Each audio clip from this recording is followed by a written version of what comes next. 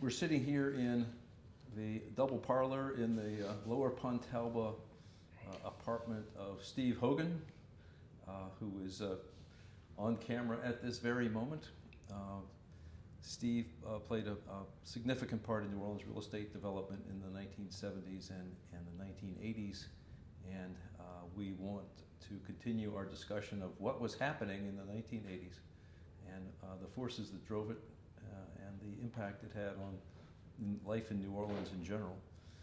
Steve is now, after nearly 2 decades in New Orleans, is now living in Pasadena, California, and we're glad to have the chance to talk to him here in the Pontalba. Steve, thanks for joining us. Thanks, Jack. I'm Jack Davis. I am asking this first round of questions, and I'm accompanied by Justin Nystrom of the Loyola History Department behind the camera, who may be doing some questions later, and it is May 9th, 2014. Steve, so you got deeply involved in real estate development, particularly along Poydras Street, but you didn't come here to do that. What brought you to New Orleans? Well, I grew up in the Bay Area and went to school up in Oregon.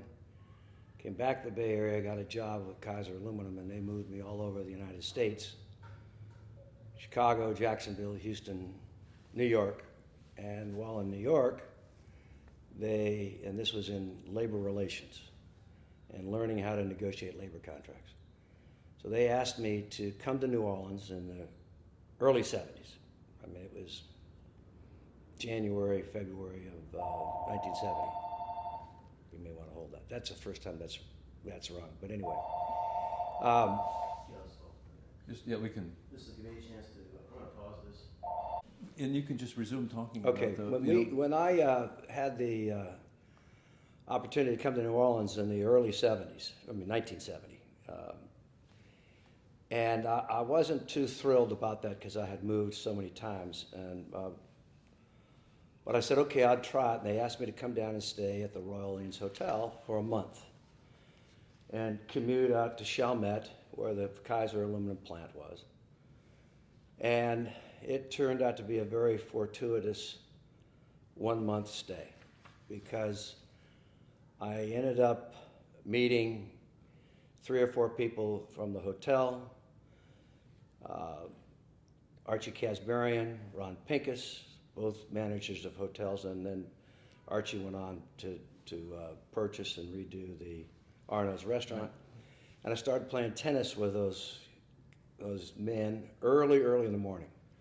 Then I'd go off to work, and also Ernst Fisher, who was the maitre d' at the Royal Orleans, along with Gerard Crozier, who had his own restaurant, who's now is since deceased, but also Moon Landreau and Mitch Landreau, who at the time was 15 years of age. This was in the tennis group, the early morning tennis group. And so I'd, sweaty, would put on my clothes. I'm going out. I'm not going to see any women. I'm going out to the Kaiser aluminum plant. And so I didn't even, I was like Wilt Chamberlain, getting just basketball games over, and I'm putting my clothes on and out to the plant. But through that, I ended up meeting a lot of people, and even Lester Kabakov, Lester's son. And I remember Lester saying, Hogan, playing tennis with people at an early age can take you a long way. He says, I was teaching tennis lessons out at Longview Gardens, and that turned into a wonderful career for me.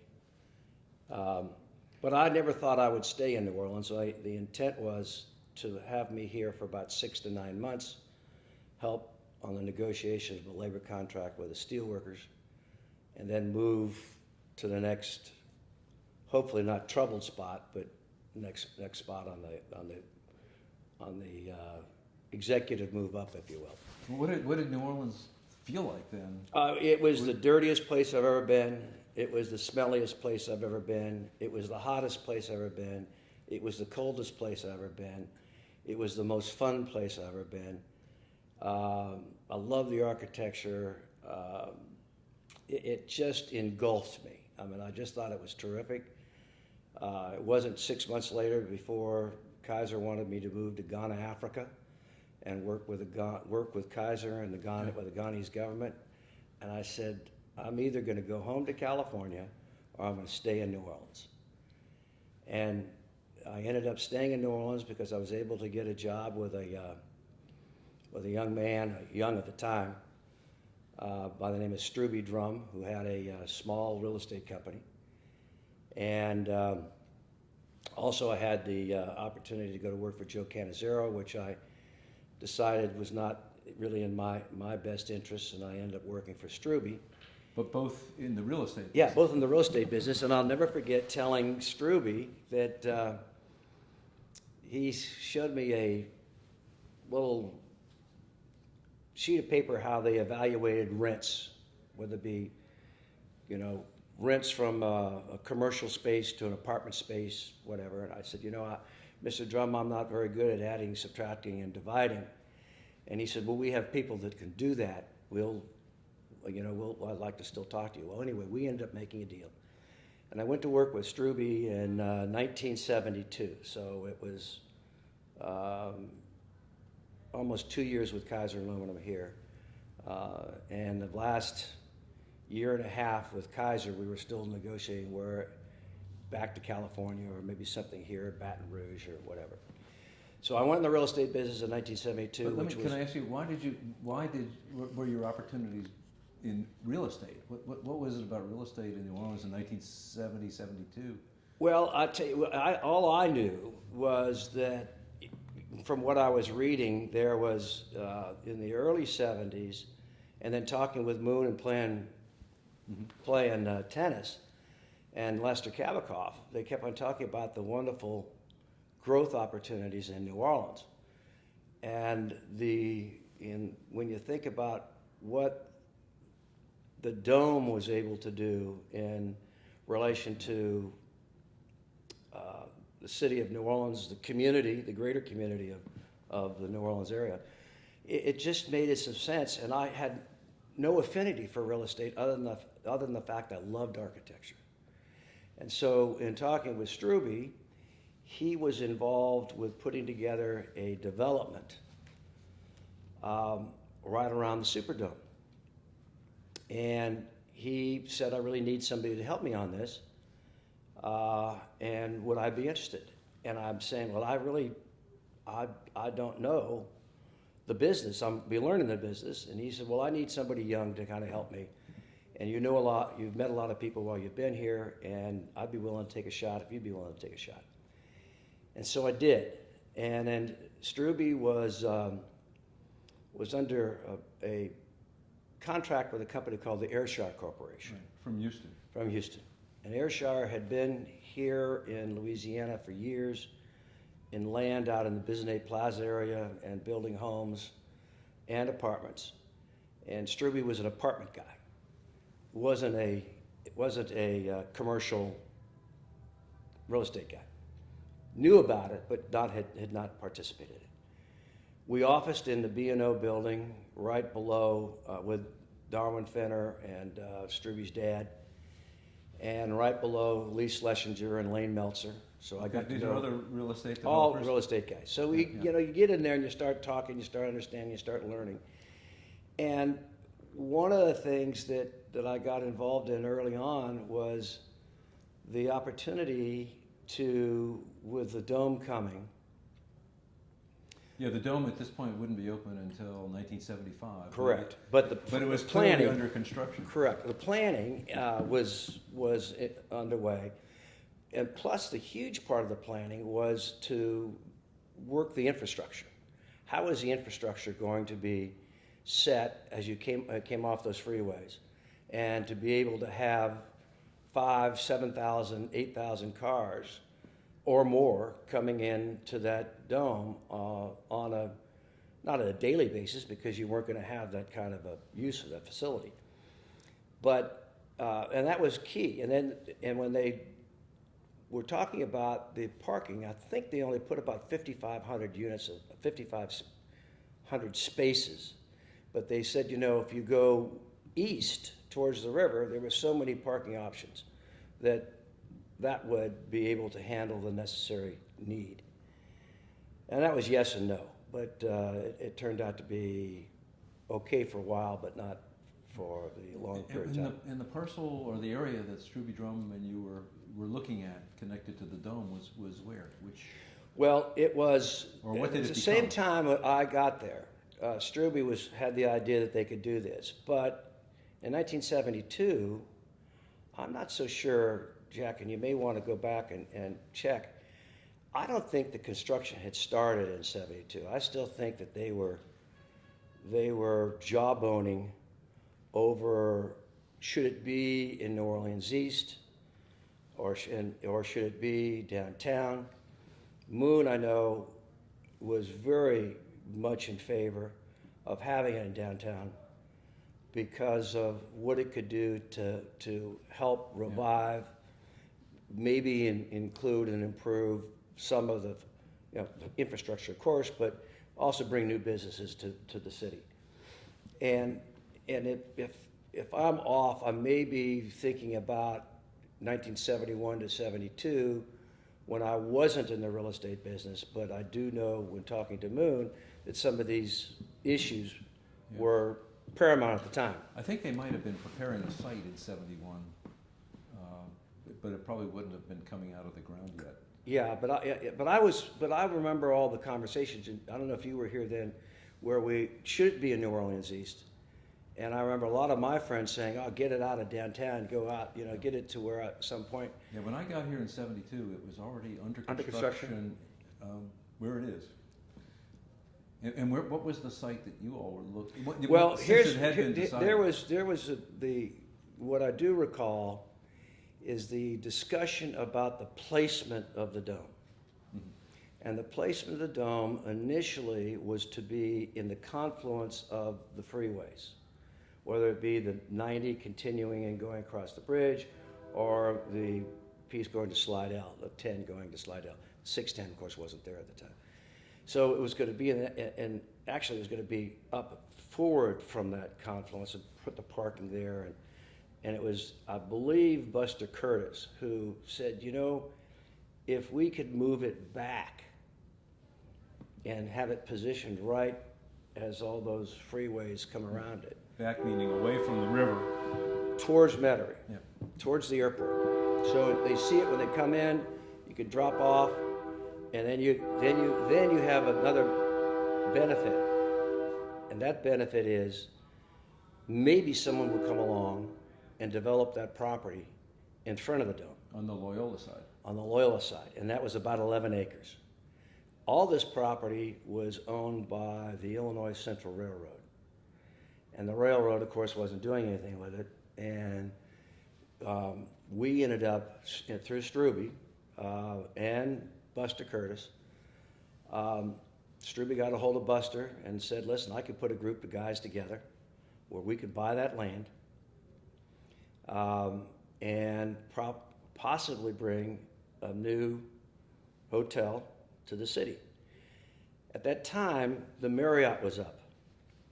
All right, the Marriott that, on the land that Clancy and his brothers, Dupape owned, this old Sheriff Dupape's property, and they put the Marriott there, which was the first biggest hotel. And we had gone through, I remember with talking to Arthur Davis, we'd gone through, even before the 70s, that the Sonesta, the Royal Lanes were built, but there was no high-rise because of the French Quarter. The French Quarter. So the Marriott was the big one to come in. And the hotel business are a little bit like the oil company businesses. They all want to be where everybody else is because they think the business is there. Somebody has done all the work to say, all righty, we see the key rises in people coming to the city, into New Orleans. It's one of the most unique cities in America, if not the most unique city. There's nothing like it. And so all of a sudden they're going, well, you got to build 900 rooms of a hotel. So Struby knew that. A guy, Bill Burge, who was the president of Ayrshire, knew it. And Claude Ballard, who's the head of real estate for Prudential, knew it. And they started talking. He said, well, if the Marriott's there, the Hyatt's going to come, the Hilton's going to come, and some of these other other very good, hotel operators. Claude Ballard had the relationship with the Pritzker family, and Pritzkers owned the Hyatt Corporation, and they had done the Hyatt for the Pritzker family in Chicago. So the venture was put together, and it was one of those things that was done very quickly. And they thought that the location in front of the Superdome on Poydras was not too far away from Well, the action, they had some doubts, but those doubts were changed with the fact that they thought that with the infrastructure that was being built, that if you were to go to downtown, in the center of downtown, from the time you crossed Loyola Avenue, and to go downtown, that was an extra 10 to 15 minutes, in and out.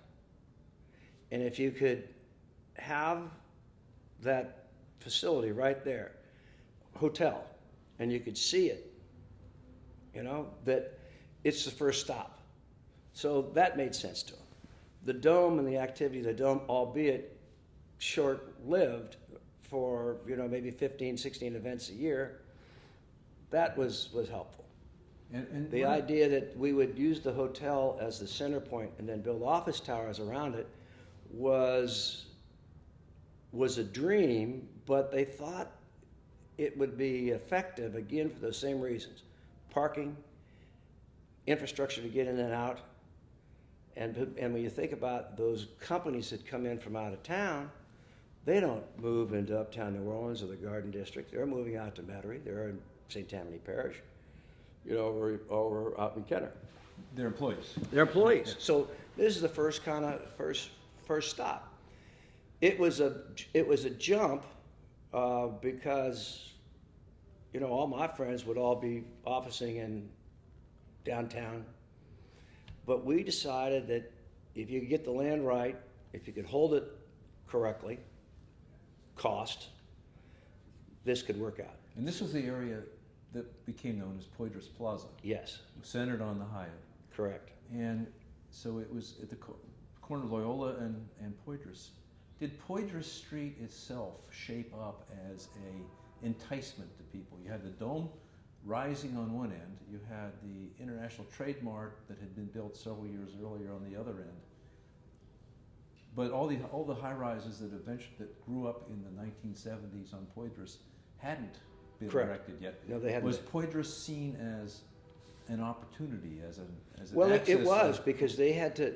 If you think about to go back to the infrastructure, they When widened you say infrastructure, you mean streets. street transportation. Street transportation. They widened Loyola because of the Dome. They widened Poydras because of the Dome. They had those drop-offs from the freeway right around the Dome, and they had all those, roads around the Dome that could get to the east side of the Dome, to the north side of the Dome, and very quickly and easily. They had all that parking. Now the Dome, again, was built for football and then anything else they could get, but all they got was football to start with. And then they were able to do some events, and as you know, or may recall, the Pritzker family, that Dome was dying. And then A.N. Pritzker came in and made a deal with Edwin Edwards for them to manage it. And then they managed it, and they made money out of it, lots of money. So they were able to take it up to another step. But it all set up that wonderful long boulevard down Poydras, all the way down to the International Trade Mart, which was that was the first real high-rise, I believe, in New Orleans. But once the Hyatt came in, and almost simultaneously the Hilton At the riverfront. both of those were huge anchors for Poydras Street. And then One Shell Square. One Shell Square was 1972. Yeah, so here's what else happened that was very interesting. So you had the new thoughts on how wonderful it was to come to New Orleans, and I don't know what the trigger of that was. I don't know if it was the convention center and they had a new way they were marketing, and the convention center grew a little bit, but you had the new opportunity on, for people coming in and enjoying New Orleans. Okay, so visitors, One. conventioneers, and tourists. Yeah. One. Number two is we had in the early 70s a problem with oil and the cost of oil. And so the cost of oil was going up so much. Remember, we were standing in lines and filling our cars up and stuff. Is that that made all of a sudden the oil and gas companies start saying, well, geez, we can make a profit on some of these wells that we've capped that now will work. I mean, it'll make some money for us. Particularly in Louisiana wetlands and offshore. Absolutely. And so as the offshore went and those sales of offshore, I mean, when they had those big sales of offshore, Exxon was buying this, Mobil was buying this, Amoco was buying this, then somebody said, okay, we got to manage it. You can manage that stuff offshore almost anywhere today. You could be in Houston to do it, or Louisiana, or even in Montgomery, or I'm in Mobile. Then you had to be pretty close to on-site. So that gave a big influx of the oil companies. So you had Amoco, who was on Lee Circle. This is 1973. Amoco was on Lee Circle in what's now an apartment building, and we were able to bring Amoco into our little development, our 11-acre development, and build a 400,000 foot building. In Poitras Plaza. Poitras Plaza. Right on Poitras That was the first. That's actually on Poitras. Yeah, 1340 Poitras. 1340 Poitras. That was designed by an architectural firm in Houston, 20 stories. We were going to build it 24 stories, but we were nervous about the market. So we only built it at 20 stories. Amoco it started out at 90,000 feet. It ended up being a little over 200,000 feet. So you had a 100% increase in their need based upon what was happening in the Gulf. Well, if it's going to happen to those guys, it's happening to all of them. And remember the herding mentality. Mm-hmm. So Amoco gets new space. Now you have Mobil Oil. And Mobil Oil also was going through the same thing. They were at 110. They ended up taking almost 300,000 feet in a building at 1250 Poitras. Right. And then we moved Mobil in there. And where had Mobil been? I think they were down in the oil and gas building. Uh-huh. And also close in that old oil and gas building was Gulf. And so we were trying to get Gulf Oil to move over to our site also and put them where Entergy is today. So we were going to have the three big ones. Well, we were in competition with now everybody's jumping in. Canizaro's trying to build a building. Lee, Schlesinger, and Lane are trying to build a building. And guess what? Everyone they're talking about, every site they're talking about is on Poitras Street. Same issue. Get the people in and out. Most of their employees are not from central part of the, uptown or the Garden District. And this gives them an easy way in, park. They don't take long lunches. These people they get cafeterias and they go in and they have their little lunch and they're back, looking for oil and gas or managing the process. Mm-hmm.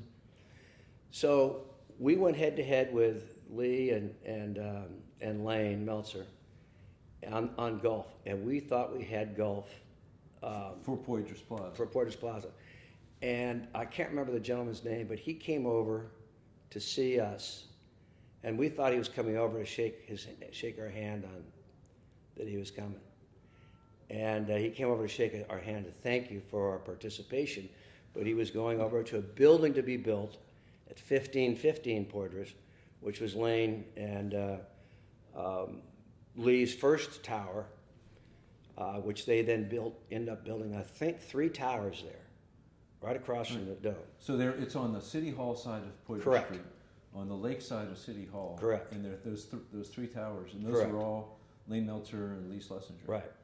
That was your competition? That was, then Joe. And then we worked on Texaco to try and get Texaco to come. And Texaco ends up building the building, or Joe ends up building the building right across from One Shell Square.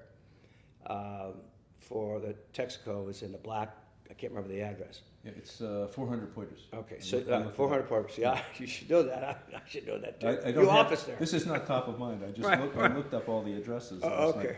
But that was about, I think that was early 1980s, wasn't it? No, Tax code? I think it's the late 70s. Well, Okay. it could be, but No, but I it might be- was. I'm probably could be wrong. And then Joe did his later LL&E. We tried to get LL&E to come, but it didn't coincide with their lease Yeah, expirations. So LLE, Louisiana Land and Exploration. Right. Joe Canizero developed that. Correct. And that was in the 80s. Yeah. I think that was in the early 80s. And that Then was- the Energy Center. And they were, the LL&E was in the oil exploration business. Correct. So they were part of this whole scene. Correct. Yeah. And then you had the Energy Center. They're saying, okay, what? You have all these energy companies along there, and they put the new what is the wasn't the University Club, but what the old on top of the International Trade Mart, The Plimsoll? the Plimsoll Club, which was an energy associated club, moved from there down to the top of the Energy Center. And the Energy Center was right across the street From your Porter's Plaza, across Loyola Street. So I can remember going back, and one guy who I know very well, who you know, at King Milling, who was at the bank and operating the Whitney Bank, and he kept on saying, I don't know why anybody goes down there. And I said, well, you're prejudiced. You got your own building here, and you're trying to fill it up, and and So King Milling was in the Whitney building in the traditional business sector. right. Here's a trick. I don't know And why you're people do building that. a whole new, Right. All my friends said, you guys are nuts. You guys are absolutely nuts. But it made sense as a city grows. If you have growth, it made a lot of sense. If you don't have growth and you stagnate, then it didn't make any sense. But that just shows you that growth, oil and gas, tourism, and the port. Are those things, and Yeah. and and it another was, building on Poydras Street was the Likes Steamship. the likes, building which was, that that Joe- was Joe's, that was early 70s. So that was a, That's 71 or 72. yeah, and That actually may have been the first one. did that show confidence in the port at the same time as the oil Well, it companies, did or- because Likes was their main, Likes was a shipping company, not an exploration company. Right, yes. And Joe Likes, is it Joe Likes? I think it's Joe Likes, were friends, and I think he, to Joe's credit, he made the deal, and that, I believe, is the first tower to go up on, outside of One Shell Square. One Shell was first, and that was Hines from Houston, and that's a 1 million foot building. That's a big building. Shell Square. Yeah, 900,000 people. And I believe the Shell Square built in New Orleans is almost an exact copy of the Shell American headquarters building It in is. Houston, It is. also by Hines. So basically they were saying in New Orleans, we need as much space as in our national headquarters. Well, I don't know if it was that much, but it probably. I mean, again, they're managing this. They have to be closer to at that time. You have to be closer to the wells, closer to where your operations are. Don't have to do that today, but then you had to. I mean, look at One Shell Square. Shell has almost 600,000 square feet in that building. 60% of that building today. They're the only ones that haven't left and gone back to Houston. I don't think anybody has a real big presence here anymore of the oil companies. Maybe Texaco a little bit.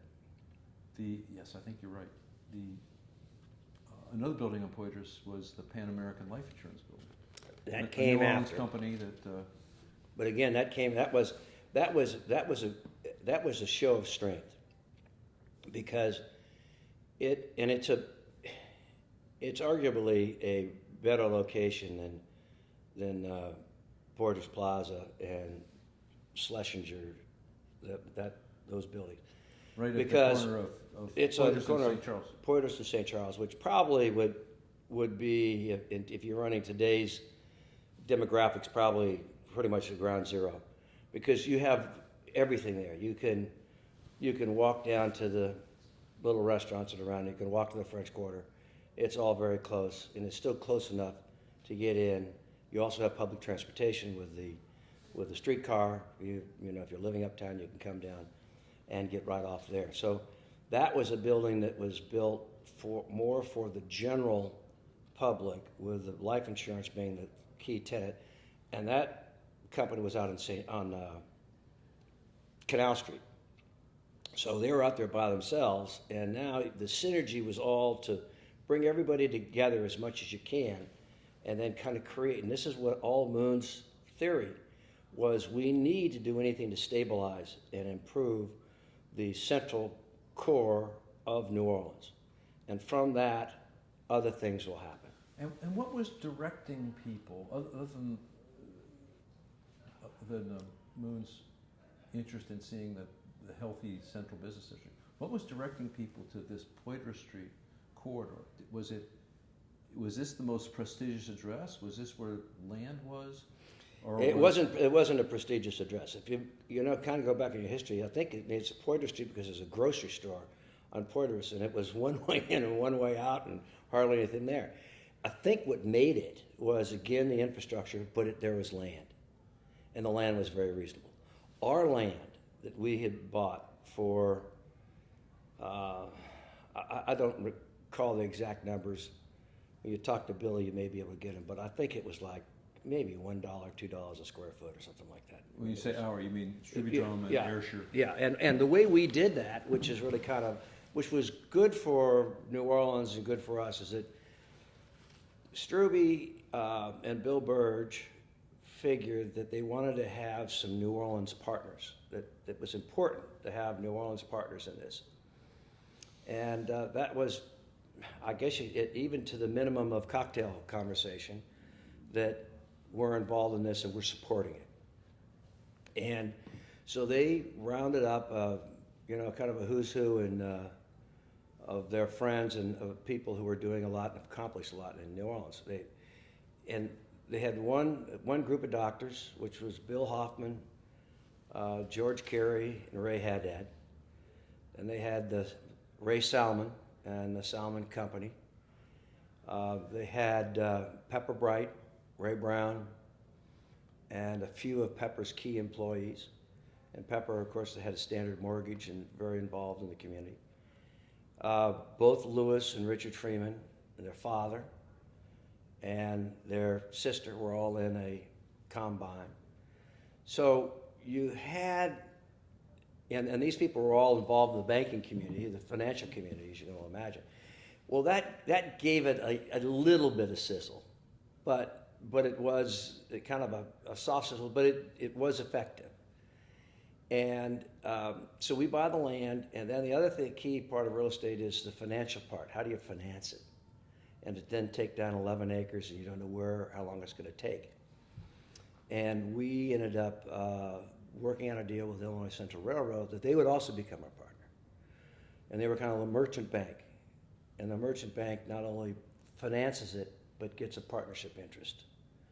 So they financed it at 3%, accruing. So we have to pay it. So it's that little roll of the dice on what's going to happen in the community.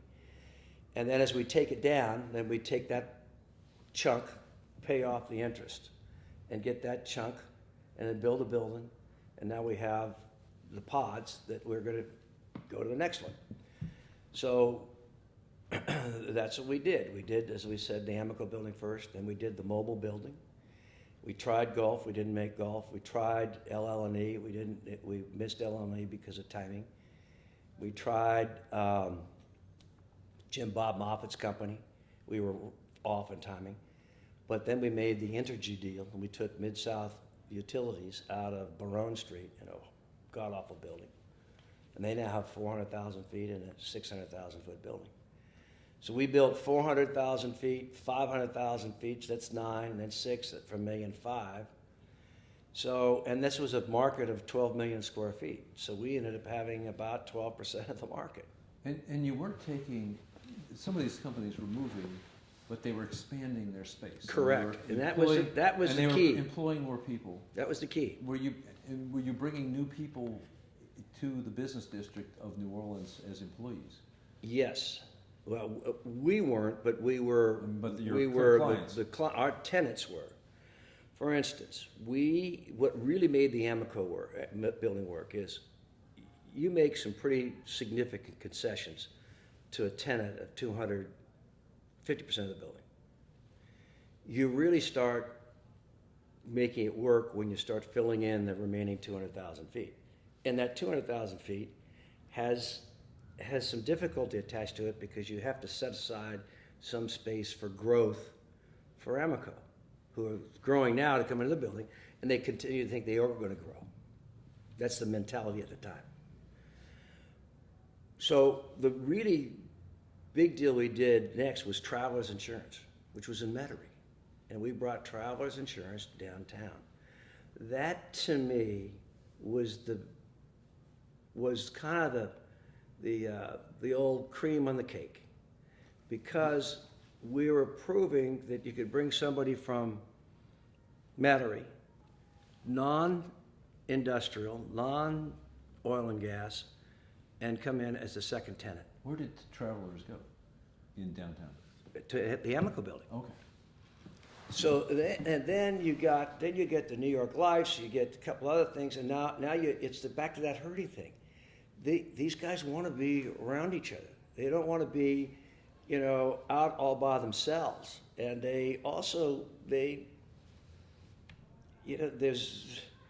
there's hiring and firing going on between all these companies. There's somebody from Gulf says, "My God," there's somebody from Mobile. I saw them in the elevator, and they said, "We got this opening. Would you be interested in coming over?" I mean, all this synergy is all involved in this stuff. It kind of thrives upon itself. Were there any hindrances? I mean, I remember coming to New Orleans in 1972, and so many of these things were fresh in my mind, that there were complaints about the New Orleans banks and the financial institutions not being up to the magnitude of the development task. Is that? Well, so I'll tell you what, you're exactly right, because we never used any local money in our development. I can't speak for the others, but I don't think there was much. We did finally, once we took Illinois Central out completely, we still had that land on the corner of Poydras and Loyola that is a parking lot. And we kind of made a loan deal with the Whitney Bank, but it was after, 3 towers, 1.5 million square feet had been put up, and also the piece de resistance was when Whitney came and said, "Can we put a branch out there?" And of course I'm laughing at, "Hey King, you want a branch?" I said, "We'll put a good deal together for you." And so they'd put a branch out in the 1250 building. But that may have taken 15 years. And so the banking weren't there restrictions, regulatory restrictions on Louisiana bank expansions that kept Whitney and Hibernia and First NBC from getting as big as the banks in Houston and elsewhere? Was that a hindrance to them? Well, I'm not familiar with that, but all I know is we never wanted to do it. We never felt comfortable doing business with the banks here in New Orleans. And and this being a small community, you knew everybody. I mean, Jim Jones, the NBC, Marty Myler at the Hibernia. I forget who was, Billy Trotter, who was the main owner of the NBC. So you'd have known these guys, but you never would ask them, and they never ask you. Why was that? I just don't know. They again, everything we were doing was really kind of not undermining, but taking away from their stable real estate portfolio. Hibernia owned the Hibernia Bank. Whitney owned the Whitney Bank building. NBC was owned by a holding company that owned the First NBC. As we're putting this stuff up, if they're going to lend to us, we're out there trying to take their tenants away. I'd walk those buildings. So maybe there was some. But you didn't face a lack of money because you could get it from. We could get it. IC Railroad and other sources and Correct. partners. Yeah. What other kind of obstacles or impediments were there in New Orleans? I mean, mainly if the business was there. Were people worried about race and corruption and schools and crime? No, they were I think the biggest issue that came back to us through the companies that the tenants, mainly the oil and gas people, were that New Orleans was not a comfortable place to do business. It wasn't a comfortable place for their employees. I mean, they would come to work and go back to the suburbs. They couldn't get into any of the social clubs. They couldn't get into the country clubs. So, but it was kind of a two-edged sword. Their people came in, their executives would come in, only be there 18 months, 24 months, 36 months, and leave. So while it was partly the communities not putting their arms around them, they did have a problem with their employees not staying long enough. So they would blame the community, overall community, and the blue bloods of New Orleans. It was never did we have race issues at all. There was always the issue that whenever we had a new tenant, and can that tenant support the rent obligation? Do we need to get a letter from the bank, a letter of credit? Do we have them signed personally? And we had some issues. We had some issues with those things on repayment of some of the debt, and then you get in to be a banker. And did the employees not want to live in the city of New Orleans? They felt more comfortable in Jefferson or St. Tammany? They did. Now, if they were support that were local, I remember a lot of the mobile Amico people when we first did the deal, because I went over and talked to their employees. They asked me to come over and talk, which we did, and I asked for a show of hands where they lived, to kind of have an idea. And it was the West Bank and the Lake and Lakeview. Lake Vista, Lake Vista, which is earlier than the lake. So that's kind of where they lived. They didn't feel comfortable, and when you have the one-on-one conversations, well, that's just not where I want to be. I don't want to be uptown. Blah, blah, blah. So there was this differential between, it was social, it was economic, it was, I guess, many things. Did it help? I should maybe ask Justin if we're having any problem with the calliope on the steamboat Natchez. Actually, it's maybe a pretty good backdrop. Yeah. It's a soundtrack. Good. Why was Uptown unappealing? I just think it, once, again, it goes back to kind of the herding thing. Once you start in a place and all of a sudden you're working, well, where do you live? Well, I live out here. You should come out and take a look, out here. And I think that started it early on. So that's part of it. The other is they could get cheaper houses out in Metairie. And I just think they had a little more room, a little more space. Did they think Uptown had the same kind of exclusivity that kept them out of Mardi Gras organization and social clubs and country clubs? Yeah. So it wasn't the place. It's how do I get in and when I came here, and I kind of used the reverse philosophy. When I came here in 1970, and I'm going to live of course I was young. I was 25 years old. So I'm saying to myself, wait a minute. I wasn't 25, I was 27. I'm saying to myself, hey, if I'm going to be here 5 or 6 months, I want to live in the French Quarter. I want to get the feeling for this place, and I'm a gone pecan. After 6 months to a year, I will have wanted to live in the central portion. But I was single. Much easier decision. Schools, not an issue. Wife, safety, not necessarily an issie. And so, ergo, I was in the quarter, and of course, my first month at the Royal Lanes was very spoiling. My new swim club at the top of the Royal Lanes. I mean, that was pretty good. The Royal Orleans Hotel, which was at that point only 10 years old. Yeah. And you continued to live in the French Quarter? Yeah, the whole time. The whole time you were in New Orleans? Except no, there was 3 months when I was waiting for this apartment to come open, which was in 1974.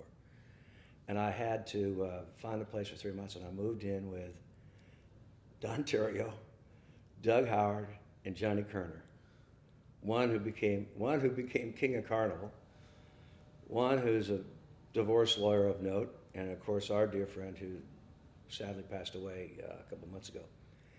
But and I'll never forget that with Johnny Kerner, Johnny was not a member of any carnival organization, let alone Rex, where his father was, father-in-law was involved. And so here I am, the out-of-town guy, that I go to the father-in-law and I said, Eric, I said, your sons-in-laws, they want to be in the Rex organization and I'm willing to sponsor, but I don't know how to do it.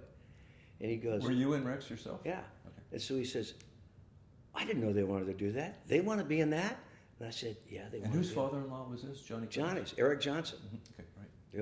who took his company out of here after Katrina. But I hear they're now back. I heard they moved back. But it's shipping company, and I can't remember what shipping company is. So anyway, he says, golly. He says, okay, who do you know? And so I said, blah, blah, blah. He said, you call Johnny Peters, and you call, who was the other guy at the time? Anyway, I called the two guys. He called one, and the next thing you know, they're in. And I said to Johnny, when you're king of carnival, I want you to call me, which, no, you can't tell anybody. And all he did was he called me up. He said, Stevie, he says, I'm having lunch on Monday, the day before carnival, and I think it'd be nice if you came out and joined us. Then I knew. That's very interesting that you got him in the organization that he became the king of. So other than that, you lived in the quarter. in the quarter? I just, it's fascinating. I mean, if you love architecture, you talk to everybody, you know the shopkeepers, they come and go, but for the most part, nothing changes. Loving architecture, I mean, we had the dichotomy in New Orleans between the Poydras Street architecture, which was designed by some of the leading architectural talents, national talents, Skidmore, Owens, and Merrill. And I think even Philip Johnson got in at one stage on the Texaco building and so on. But that in contrast with here you are at Jackson Square in the traditional New Orleans.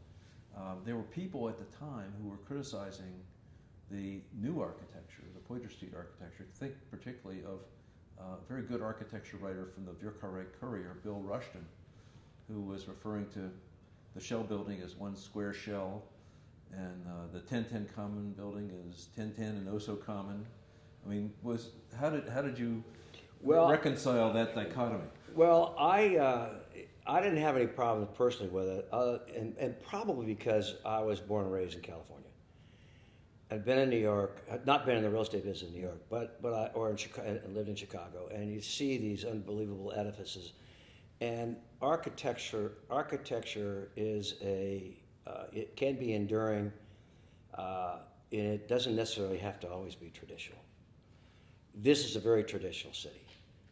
That was a break from tradition. Porter's Plaza was a break from tradition. The Dome set a tradition. I mean, it set something. I mean, that's a flying saucer that just sits there, and it's beautiful. It's elegant. Even today, that is a very simple, elegant building. I mean, and that's titanium on the outside of that. And the only other building that everybody knows is titanium is the Bilbao Museum that Frank Gehry did, because they got a real good price on somebody's titanium they couldn't sell, and so they put that up. But so you now have, for the first time, New Orleans is coming into the 20th century. I mean, and it's taken them 50 years. I mean, you take with the other hotels we talked about, the Sonesta, and of course it had to be traditional because of where it is. The Royal Orleans, if you check out the Royal Orleans has a little touch of modernity to it, but adapting it to the French Quarter. I mean, I think it's a wonderful, beautiful building, and its symmetry is terrific. The rooms aren't necessarily as good as they could be, and they fouled up the rib room, but the exterior, that is a little bit of a change. If you ever think about walking around the quarter and seeing that. So when you're now building big buildings for big users, you want a floor plate that's not a downtown traditional floor plate. See, Russian wasn't even getting in the necessary the intricacies of efficiency. And so when you're talking to an Amoco building or Amoco, and they need a big floor plate. Those are 22,000 floor plates, which are almost 50% higher than what you have in the CBD. They're trying not to have any corridor space. You go to the Whitney building, it's beautiful, but the corridor space is 6 feet, 7 feet wide, and it's inefficient, and you're paying for this, but you're using this, but you're paying for this. And so it's hard to do that with really interesting architecture. Now, you did get some interesting architecture. I think that our first building was designed by 3DI out of Houston, and it really is albeit bad copy of the Seagram building in New York. Very simple. And which building? This is That's 1340 Porters. That's the Amico building. And that was designed after, let's just do something simple. They were afraid of the tradition, not afraid. They were conscious of the tradition of where they're coming from, these old buildings, and now into the sleek glass blocks. That's it. So now these buildings that we're talking about on Poiter Street are in pretty good shape at age 30 and 40 years, and partly because we didn't build much in the late 80s and 90s and up until Katrina. How do you think they coexist with traditional New Orleans now, looking back? Well, they 30, still, 40 years? I mean, you haven't had anything built, if you really go back and say it, for maybe 20 years, not that I know of. But they were efficient in their day, and that was a change throughout the United States. And a lot of that goes back to your architectural point, Jack. Skidmore out of Chicago was a powerhouse on efficiency and design. But mainly that old Midwestern thought process, we got to go with utility and efficiency first. So we do efficiency. The next building over, which is the 1250 Porter's building, which is a fabulous technical architectural piece. You should, it's kind of got an angle to it on both sides, but it basically is a rectangle. The square is not as efficient as the rectangle on buildings. So that was, okay, we did this, now we're going to go a little bit, we're going to jazz it up a little bit. And these same concepts are still in use today on the way we build. Then you had the two best, I think, architecturally, LL&E Tower and the Energy Center. I think the Texaco building is interesting only because of its hat or its top. But they're efficient. The least efficient building is the building you're in, of that generation. And it's the floor plate and the elevator ring and those kinds of things. Which one is the one you're in? Which one? The building, your office. Don't you office in Kerner's building? The one that's... No. I don't have an office. What's in 400 Poiters? What's in that? Isn't 400 Poiters Texaco? No. Oh, it's the one on Lafayette Square. Right. That's right. In my recollection. It used to be with the Times-Picayune office. Right. Building. In my recollection of all the buildings we were competing with, because we would we'd get down and look at their floor plates and the inside, the guts, and who built it, remember these buildings were built at a time when there was some dough, and they were built by real good contractors, and their sponsors were, whether it be Hines, whether it be Ayrshire from Houston, or Joe's buildings. Everybody would always kid that no nail Canizero, but he did. What's that mean?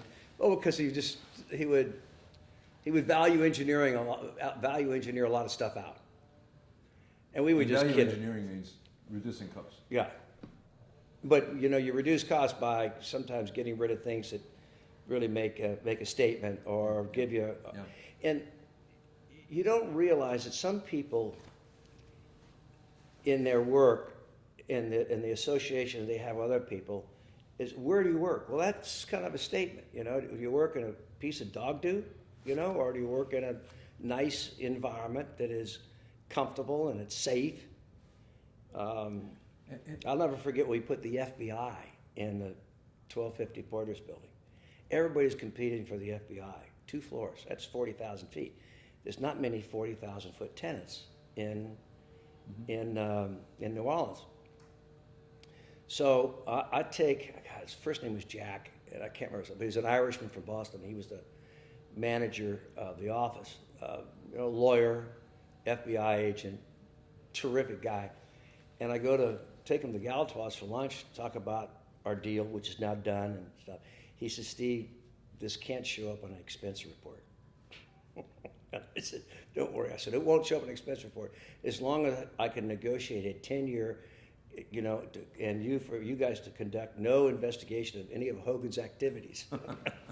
And you were putting him right across the street from New Orleans City Hall. Correct. But but they wanted that traffic. They wanted to be able to get in and out of the city. They wanted to be in the outskirts. They didn't want to be in the center portion because that could be problematic if something happened. And I can remember them taking me into their gun room, and they also had steel plates that were about 8 inches that completely surrounded the entry hall of their space.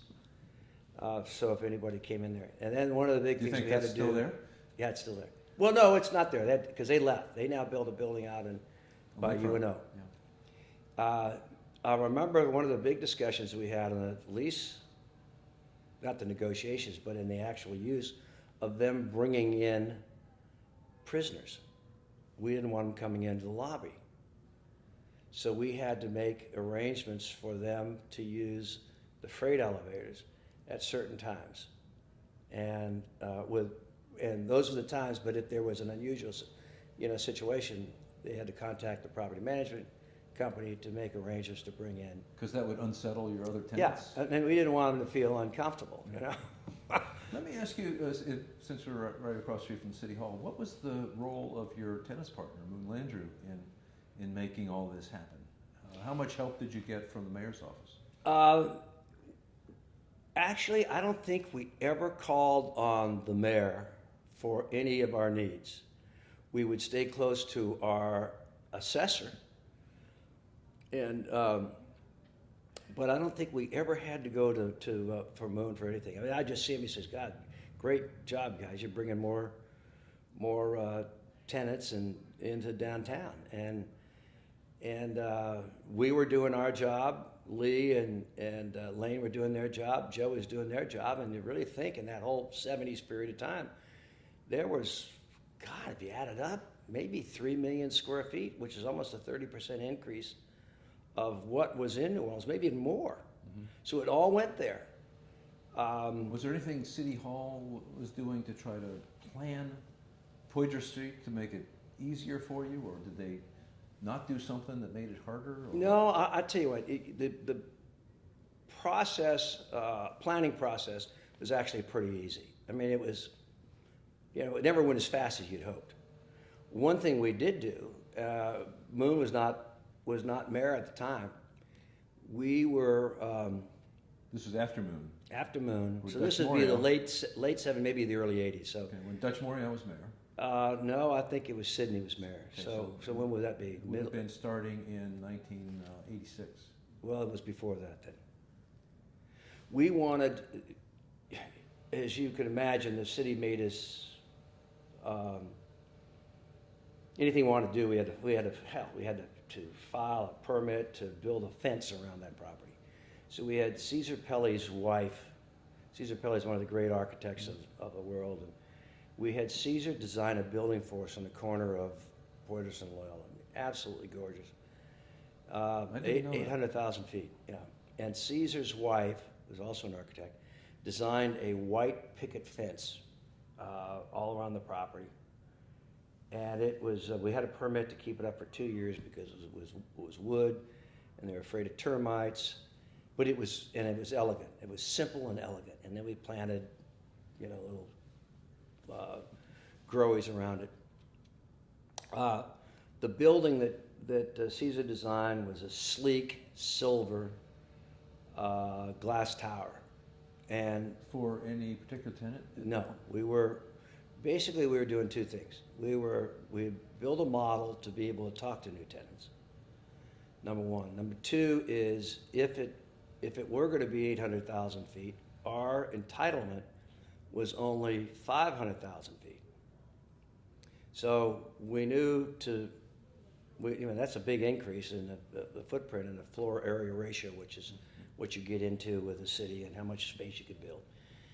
And I remember Joe getting wind of it, and oh, you can't do that, man. It's just Joe Canizero? Yeah, you know. We had our, you know, bantering back and forth a lot. Well, he didn't want you to get the exception to build. Yeah, he the did. building. First of all, he says, you know what, you can't ever build that. You can't even, you know what, you'll never be able to get that off. But you know what? But he also knows that if you get the exception to move it from 500 to 800,000 feet, you have automatically increased the value of your land if you can, Sure. if you can find a user, all right? Or if in fact you want to sell it, now you can sell the rights to a larger, you know, use ability to build more on it. So Peggy Wilson was on the council at the time. So whenever her term, that maybe is a timeline. And I'll never forget the model was about this high, and it was, of course, open at the bottom because it sat on a piece of glass. And it was open in the middle, but it was also open at the top.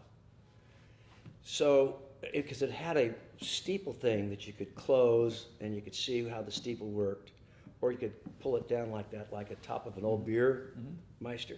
But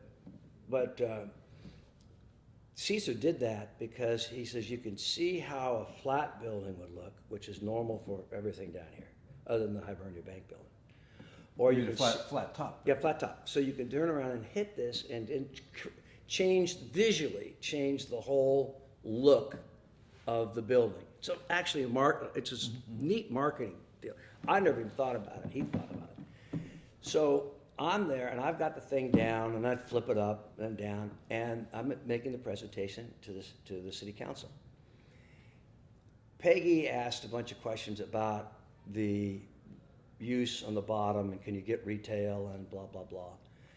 And I said, quite frankly, I think I did call her Peggy. I said, Peggy, we would love to do that, but if you know how those streets are, to our benefit, they're great, again, moving traffic, but they're not great for moving people, because to go across Loyola, you're going across 4 lanes of traffic plus the neutral ground. Same thing is true when you're going across Poydras. So unless we get a mass there, it would be non-productive to put retail along there. She says, well, I disagree, blah, blah, blah. I think you should have retail. And I said, well, we are going to look at it. And I mean, we would love to have it. But I mean, if we have it, that means a lot of stuff is working for us. So anyway, they had the vote. You were asking for a vote. City council. This was a zoning. Yeah, changed from 500 to 800,000. And who else was on it? Oh, Jim Singleton, Mike Early, and I don't know what came over me. But they had the vote, and it was, I'm just picking a number, 8-2 against. But I knew they were actually, they took this vote, 8-2 against. And so they're about ready to say no, and Singleton says, would you like to say anything else, Mr. Hogan? And I had the sleeve, I had the thing down, and I had my hand in it. Nobody can see, right? I'm going, all right? So when he said, well, we would like to vote again. Who is in favor of voting again? And Early says, we're ready to vote again. Whatever the number was, 9-0, yes. Oh, you won it? Yeah. So then why didn't you build it? Couldn't find a tenant. Was that? And then that's what it was ebbing. Then it was. This is when the oil boom was. It had had its. And now we were trying. We were seeing some erosion of the market, or tiny erosion of the market, but no growth. I mean, the law firms weren't growing. I mean, we went from the. If you kind of follow, we went through the oil and gas, insurance companies, lawyers, and when you get to the lawyers, now you got issues. I mean, because you got personal liabilities, and you got you're not afraid to take Amico's check, but now you got the lawyers, and they break up and blah blah. So they're not your first choice of No, tenants. they're not the first choice. So it's financial. It would be the ideal to put an office building together would be a big block like Shell or somebody like that, then a financial institution, insurance companies, and they're good for support, good for your retail, and those kinds of things. So you can see now that what the buildings that you're talking about building in the 70s and 80s are basically what New Orleans built. The only thing New Orleans built between World War II and Katrina. I mean, with a few exceptions. Correct. And why did it? But that was also hotels too. So Yeah. you started, again with a Hyatt, 1,250 rooms. I mean, that was, and then the followed right by it in tandem was the Hilton. And we were a little bit behind on that because we were a little further away from all the action. The Hilton had, at least to their benefit, had the river and had that big retail, which was big at the time, component with it. And then it was also still close to the French Quarter. And then after that came the aquarium.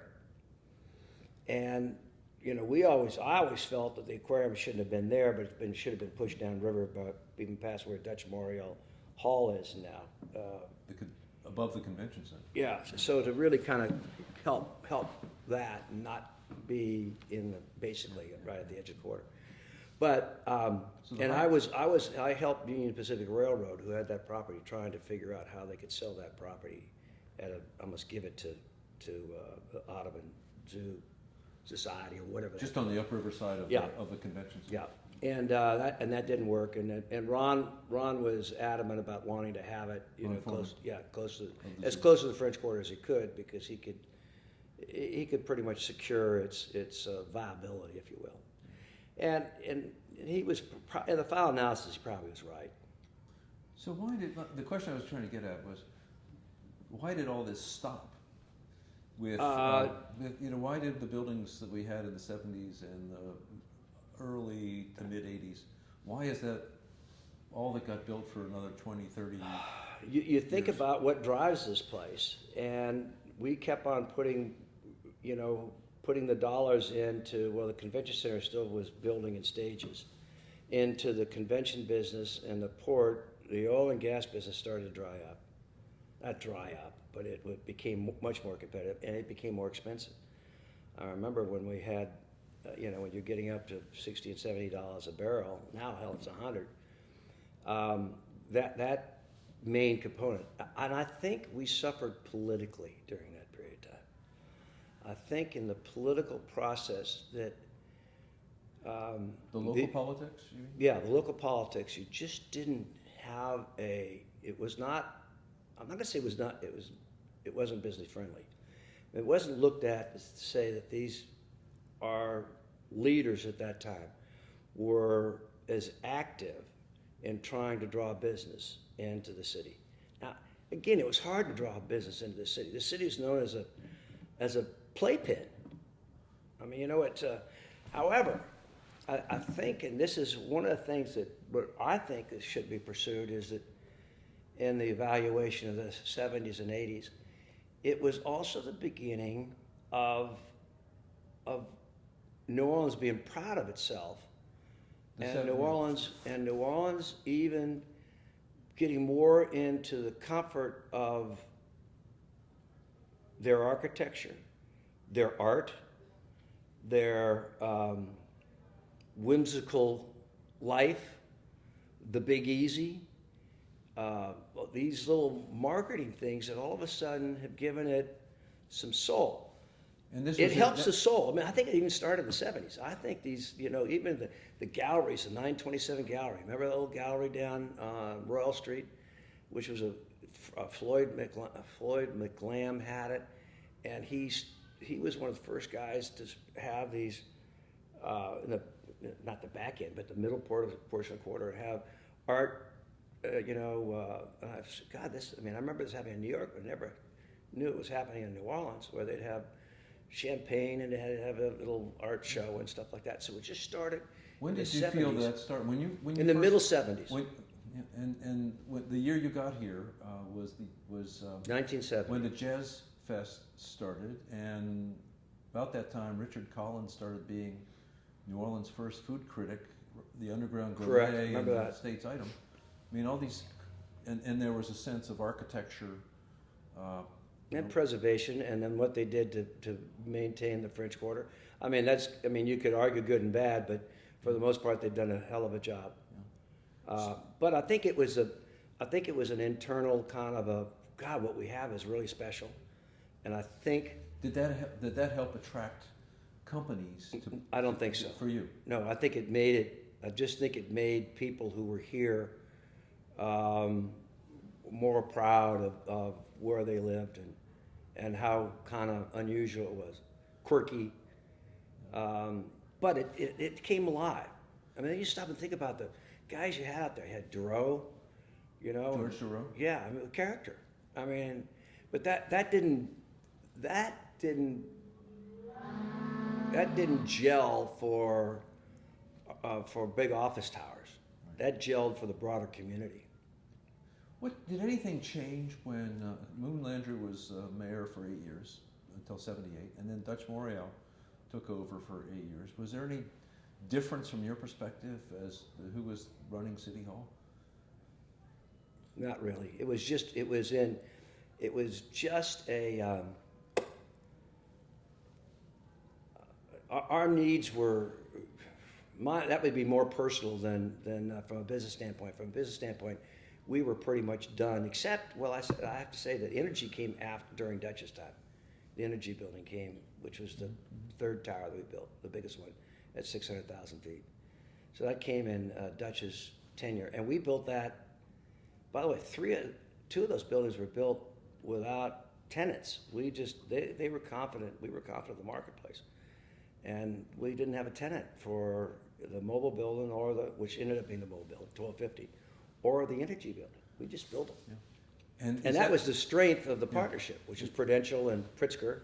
And is that why you didn't build the Caesar Pelli design at the corner of Poydras? Well, you stop and think about it, that's the early to mid '80s, and there wasn't that same feeling of confidence in the marketplace. I mean, you've had, again, 3 million square feet built, and that's 40% of the whole market that was built over 100 years. Yeah.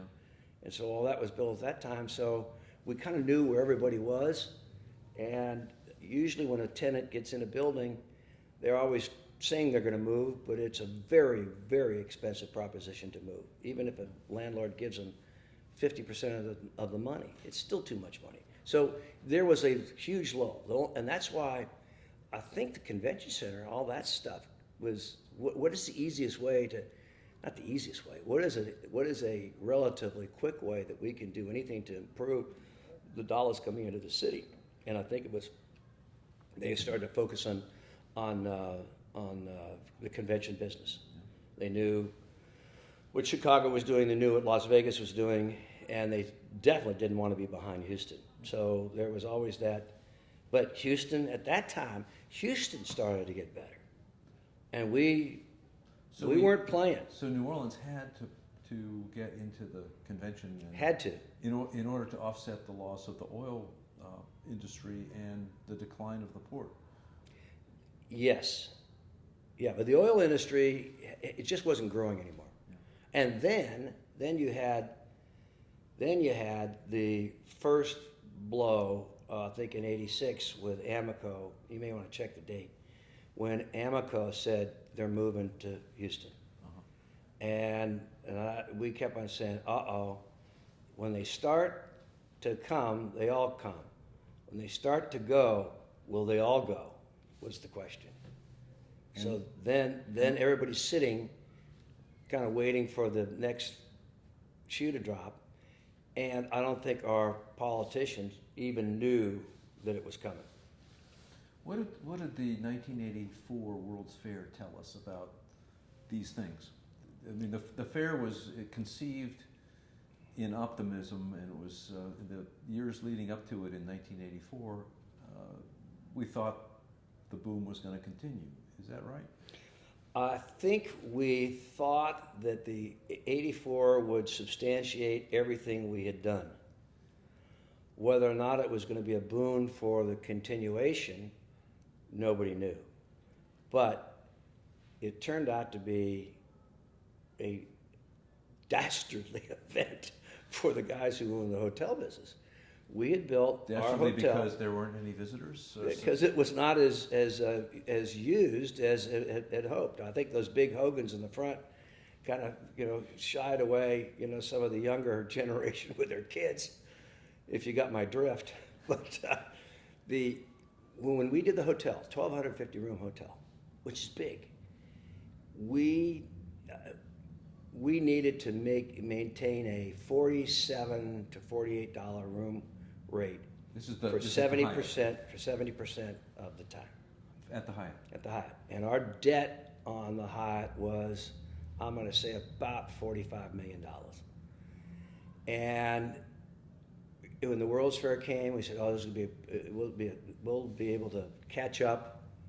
We knew we had all our numbers done based upon, 80 will be this, 81 will be this, 82 will be 84, but 84 we're going to be full and blah blah blah, and then we'll catch up anything we missed in 82. And so we get to 84, and it's a nightmare. Not a nightmare, but it just wasn't as what we hoped. I don't know if it was the marketing wasn't there, or if the timing, or if World's Fairs had lost their aura. I don't know. However, I do know that we were faced with the fact that we couldn't pay our debt.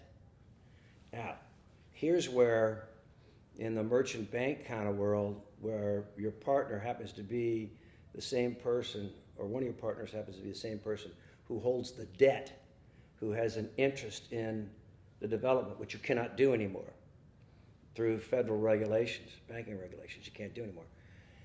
But it did allow us to just sit down and say, what are we going to do? And as a partner, what are we going to do, as opposed to a lender? So we talked to the partner. The partner says, well, we don't want to lose this. So what we did was we renegotiated the back end of the where we had, let's say, a 25-year term. We now had a 30-year term. We got a little break on the interest rate for the next 2 years, and then it was bumped up 100 basis points or whatever, and we worked through it. But if we didn't have that structure like that, we had lost it. Subsequent to that, Prudential then sold it, I think, in the 90s, and they sold the rest of the property. And this is kind of an interesting thing to see how numbers work. They lost the Amoco. They gave the Amoco building back to the lender, which is Massachusetts Mutual, in the 90s. Then Prudential sold the hotel, and then also sold the 1250 Porter's building and the Entergy building to a company in California that was run by the Bren family. And they bought it for $59 million and sold it less than 18 months later for $118 million. And what had been the original 59. cost? They were able to, and the big throw of the dice was Mobil Oil was in the building, and Mobil Oil had a cancellation option to leave. And that was in that time, not in time, after the time when all the companies were leaving. So, Mobil didn't leave right away, but now their leases, they have a cancellation option, now they can leave. So that was a big bet by Bren, because if they left and put a 300,000-foot dent into the marketplace and in that building, they could have lost everything. They're willing to take the gamble. When they made a deal with Mobil, the value goes up, and they made a hell of an investment. And I remember going back to King. I went back to King, and I said, King Milling at the Whitney. Yeah, at the Whitney. I said, King, why don't we'll put a group together and let's buy that thing. And he says, I still don't like that location. And then, of course, I love to tell him. I said, well, they flipped it in 18 months. They made they made a $60 million profit. Made 100% profit in 18 months. And it wasn't that. It was more than that, because the debt was, they only had about 20 million of the 59 up, and the other was debt. So anyway. Let me ask you a couple of just sort of add-on questions. There was the city's growth management plan.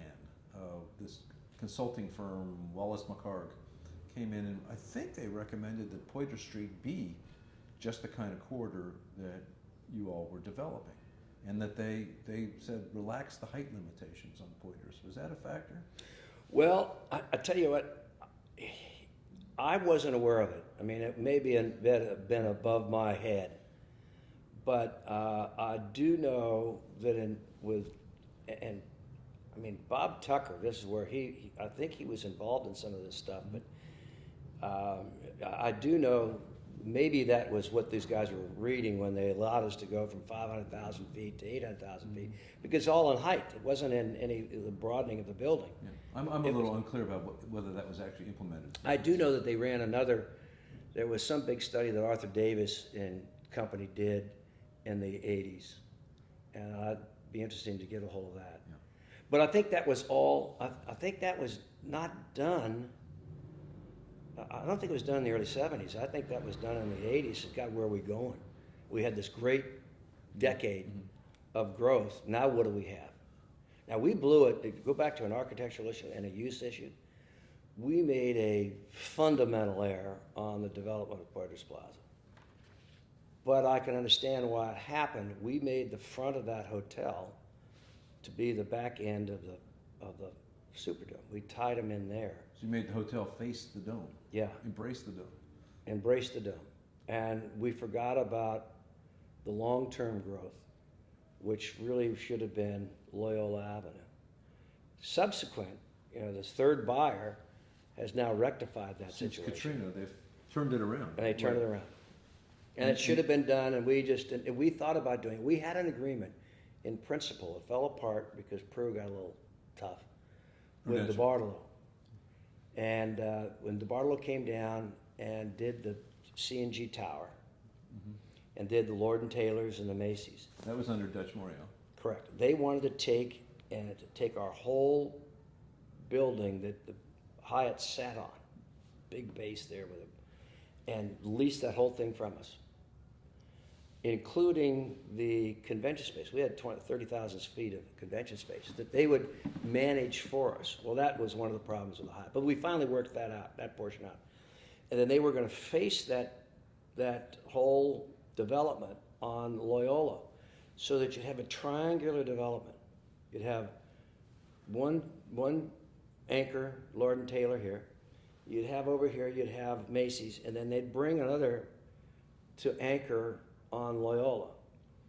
And that would have been the smartest thing that we could have done, and it just got tied down.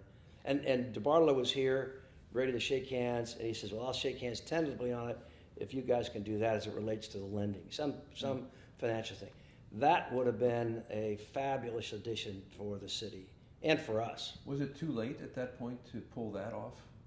Was that after the 70s? Well, I think it could have been too late, but if you have DeBartolo as the tenant, I mean, why would Prudential? I mean, the DeBartolos were one of the greatest shopping center developers in the United States, and they had numerous centers that they were lending on with DeBartolo, so they knew he could deliver. I still don't understand why Prue may have been, shutting down their lending at the time for centers or something like that. Was that before or after you and Peggy Wilson were talking about whether retail would work at the corner? That was after. But that would give you the that'd give you the synergy. See, and I was talking, we had no synergy then. Synergy between pedestrians and as opposed to vehicular traffic. You could partly pull them in off of Yeah, Loyola. not that. Yeah, but that would, because you'd have those big centers that everybody would be going to. Big draw. I mean, that was that would have been. Here you had Canal Place, and Joe's development down at Canal Place, and they have this, but this would have been 200,000 square feet more than Canal Place. I mean, it was huge. Still is huge. If the Superdome hadn't been built there, or if it hadn't been built at all, could you have still done much of what was on Poydras Street? No. You may have, over the years, had a building like Pan Am built, maybe Texaco built because it was still more core oriented. You know, maybe. But one little thing on architecture that's I think a cute story. Coopers and Lybrand was a big 8 accounting firm. Now it's been consumed. I think there's 4 left. And they were in the marketplace for a floor. Again, this is a 25 to 30,000 square foot user. That's a big user, right? In New Orleans, and they were in a horrible building in downtown, and so they wanted, and everybody was after him. And a guy named Bill Tillett. Did you ever meet Bill? No, Jack? I don't remember. Absolute character, and a terrific guy. And he ended up becoming very, very successful at Coopers and on. And he and I became good friends through this process. And I took him to lunch, and we were talking about it, and talking about architecture. And I think the best architecture on Porter Street is the Energy Center. I think it's interesting with its sawtooth. It's a rectangular building. It's efficient. My only, from a competitive standpoint, it's on an island. Yeah. So it's Make sure it's energy, not intergy. Energy, yeah, right. Energy. But this is before the new owners built the parking structure behind it, so it was still all little in the building and then all the side parking. So they had enough parking, but you still had a lot of people had to walk across the street and stuff like that. But it was on an island.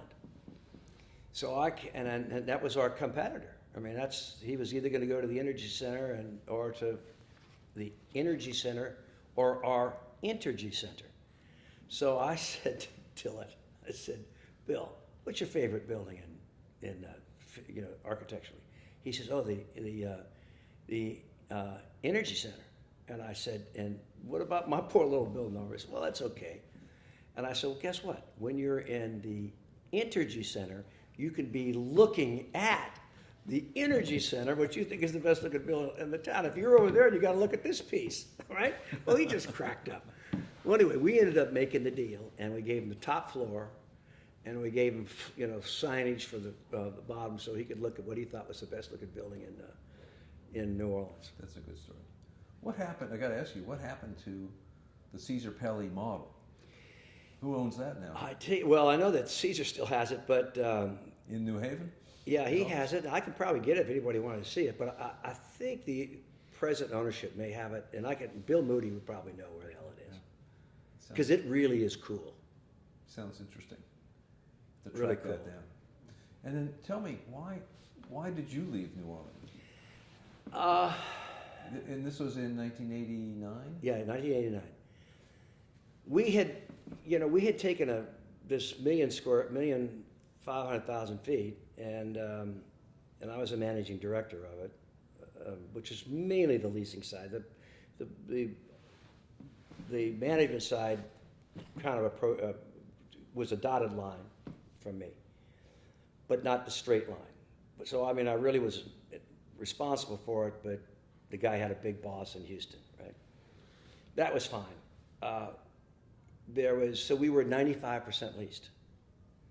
We were 95% leased, and the Central Business District was maybe 84 or 85%. I always loved Kid King. So 2 of the partners, there were the 3 big partners, Ayrshire plus its limited partners, the Pritzker family, and Prudential. And then, of course, Illinois Central Railroad, which was the banking arm, but had a piece. So Prudential had a big development in Southern California, in Los Angeles.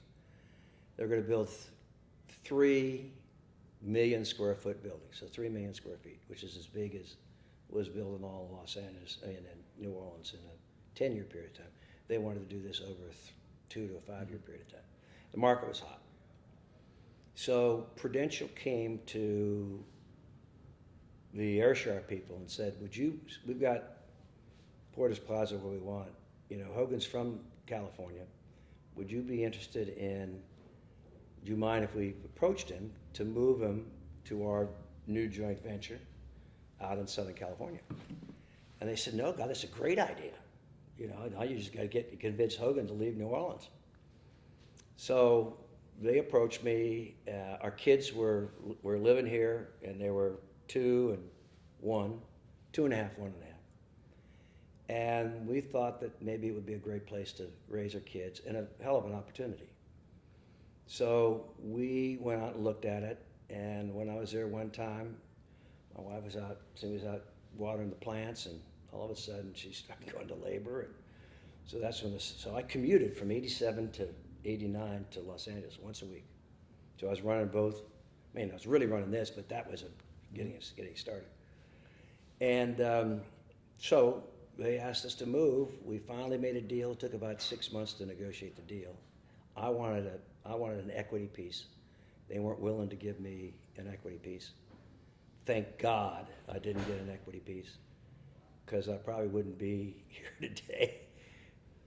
And that they ended up paying me more to kind of buy me out of what I thought I should be getting on an equity piece, and they paid that over time. And they always kid me and says, Hogan's the only one making money on this deal, but not because I didn't try. I wanted to do it the other way. So we did the one 800,000 foot tower. They cut that down, like we cut the Amoco building down. We weren't sure about the market. And then we did a 1 million foot building, which is the size of One Shell Square, which Caesar Pelli designed. Beautiful. And both are close to 100% leased today. We decided not to do the other tower. It's sitting there because the market's dried up. So I got, I got $1.8 million. I did the $1.5 million here and $1.8 million, and then I retired. And you're still living in Pasadena, but spending a lot of time in New Orleans. As much time as I can. And you still have this Pontalba apartment. 40 years. Okay. I should give Justin a chance to ask a couple of questions. We don't Go mind. ahead. You've got to get. I'm all right. Just, When you make deals, you lose a few deals, you get away. What are some of the ones that got away that would have been great to have come to New Orleans during this time? I think, I've mentioned them all. I don't think there was a deal that we went after that was first of all, there was hardly anybody coming from outside. I mentioned the Travelers Insurance Company coming, and then New York Life came in from outside of downtown. So the insurance companies, again, were following that they heard. They want to be together. We really had none of that. We started then to get some flight in the 80s. We started to get some flight out of New Orleans back into Metairie. And if you kind of look at some of your timelines, you'll see that.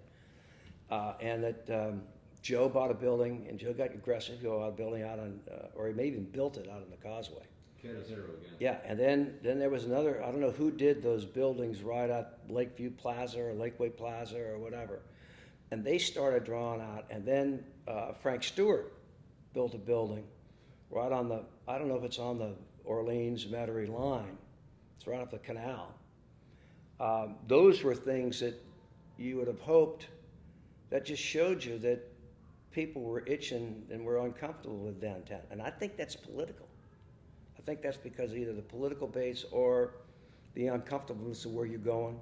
Where's our future? Hey, a lot of it is suburbia. So I think that's a problem. And then you had that development that was done right at Causeway on the marsh side, which is the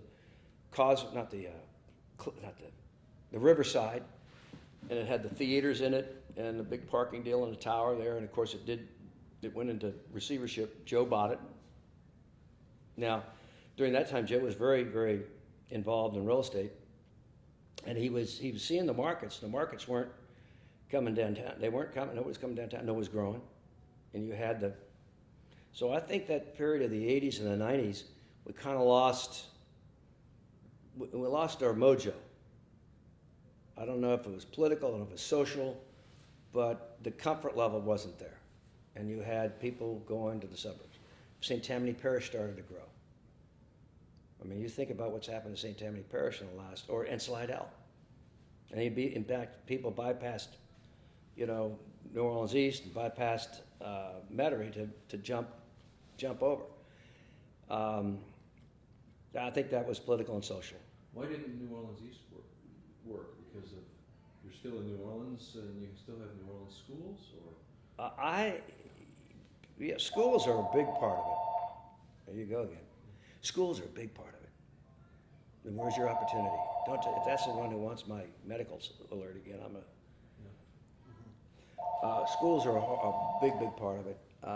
Again, that's kind of nowheresville. I mean, that'd be interesting to talk to Tommy Coleman about. I mean, Coleman. That's off. So, Tommy Coleman would be really, because his dad put the land deal together with Toby Wynn, and those guys, the largest land deal in the United States, 32,000 acres. And it was a third of the size of the city of New Orleans. It was a third of the city. And they put that together in the 70s. I think that's the 70s. On maybe the hope that they could, that's the natural inclination of the move. That's good. Jack, actually, I had written down a lot of follow-ups and I've been crossing them off one at a time as you ended up asking them. But if you go by the Hyatt today, there's quite a lot of remarkable development going on in that area. I'm curious your reflections on that.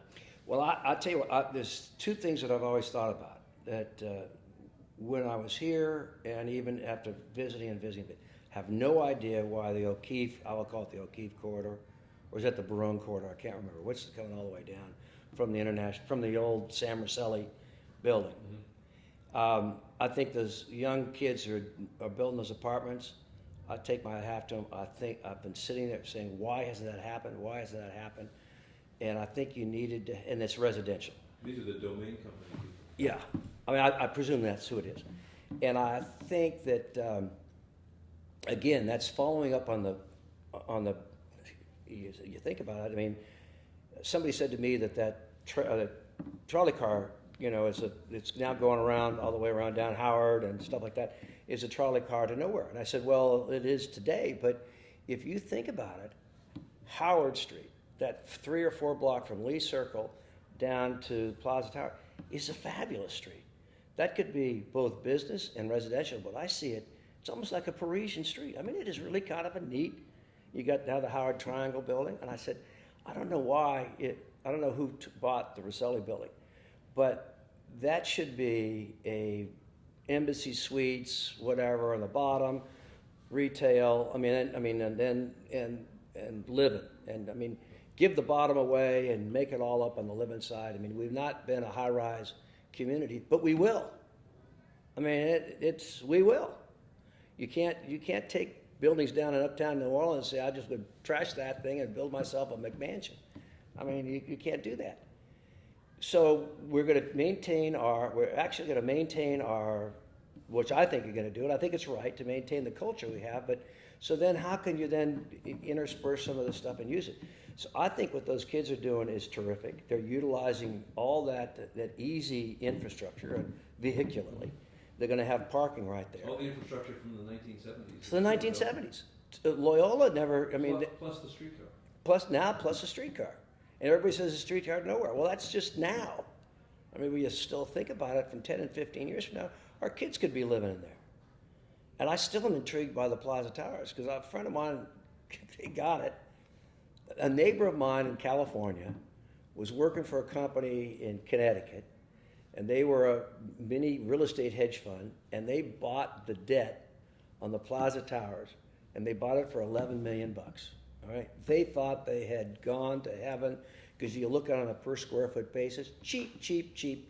Well, they got in there, they had to take care of all the asbestos, they had to get all that out. Well, now the building's clean, and they sold it at auction, and some kid from here bought it for $800,000. So you think these guys thought they had to steal $11 million? You think what this kid has at $800,000? And now with those other young guys who are building those apartments, only going to make this thing more valuable? I think that could be a unbelievable, not only a landmark, we used to call it Rosselli's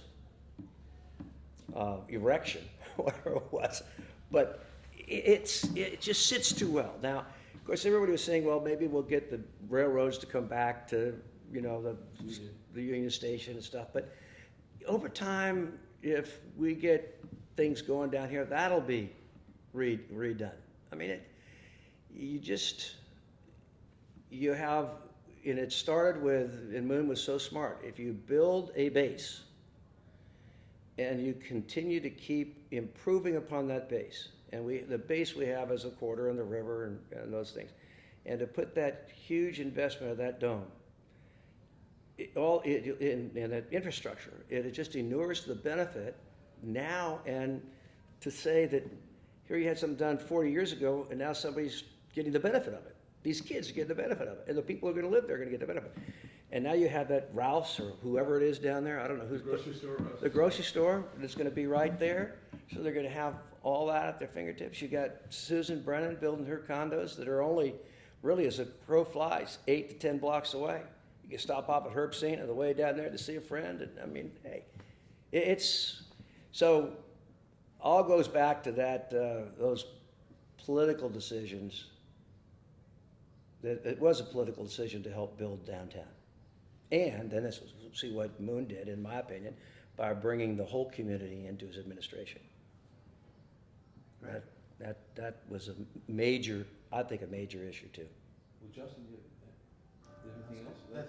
That's a great perspective in which, and Steve, thank you very much for this. My pleasure. I learned a lot. You probably knew it all. No, I think it's. I just think that, and I remember Cindy saying to me when after the storm, this is the first time she said she'd be willing to go back to New Orleans, but she said, "Steve, you should go back because you can help," and I'm kind of sad I didn't. So I keep on coming back and rooting and because I love it being here. Maybe it'll be my final resting place. Who knows? Thanks, guys. Thank you very much.